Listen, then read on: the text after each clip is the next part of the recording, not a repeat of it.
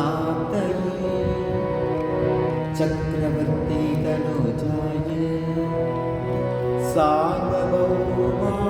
मङ्गलम् वेदवेदान्तवेद्याय मेघश्यामलमूर्तये पुंसामोगणरूपाय पुण्यश्लोकाय मङ्गलम् विश्वामित्रान्तरङ्गाय मिथिलानगरीपदे भाग्यानां परिपाकाय भव्यरूपाय मङ्गलम् पितृभक्ताय सततं रात्रिभिः सगसीतया नान्दिदाखिललोकाय रामभद्राय मङ्गलम् त्यक्तसाकेतवासाय चित्रकूटविहारिणे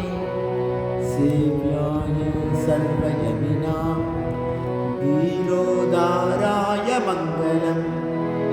सौमित्रिणा च जानक्या चापबाणासिदारिणे संसेव्याय सदा भक्त्या स्वामिने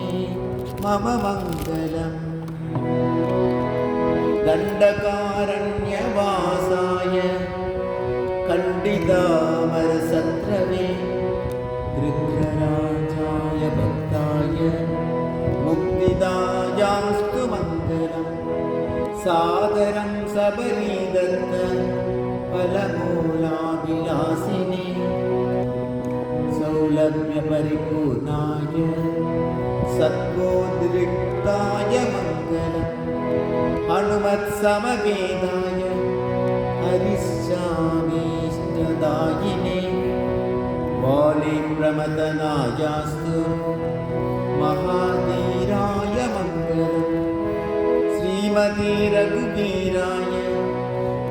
सेदुल्लङ्घितसिद्धवे चिदराक्षसराजाय रणधीराय मङ्गलम् आसाद्यनगरे दिव्याम् अभिषिक्ताय सीतया राजाधिराजराजाय रामभद्राय मङ्गलम् मङ्गलाशासनपरे मदाचार्यपुरोगमै सर्वैश्च पूर्वैराचार्यैः सत्कृतायास्तु मङ्गलम् सर्वैश्च पूर्वैराचार्यैः सत्कृता